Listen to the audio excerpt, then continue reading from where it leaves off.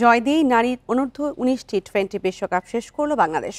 Super সিক্সে নিয়ম রক্ষার ম্যাচে উইন্ডিজকে ১০ উইকেটে হারিয়েছে সুমাইয়ার দল। বৃষ্টিতে ১৩ ওভারে নেমে আসা ম্যাচে ৫৫ রানের টার্গেটে কোনো উইকেট না হারিয়েই পৌঁছে যায় জুনিয়র টাইগ্রেস দল। গ্রুপ থেকে ভারত আর অস্ট্রেলিয়া আগেই সেমিতে জায়গা করে নেয়। ফলে নিয়ম রক্ষার ম্যাচে টস জিতে বোলিং নেয় টাইগ্রেসরা। শুরু থেকেই উইকেট হারাতে থাকে Windies.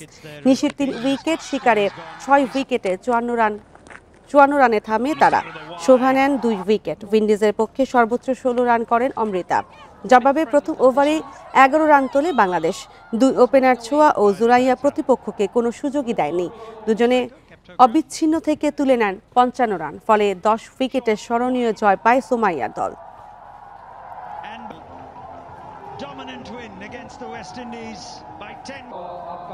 Yeah, match reduced to 13 overs. An excellent display of accurate bowling by Nishita Akhtar Nishi. Samara Ramban, Pinky taking a smart catch.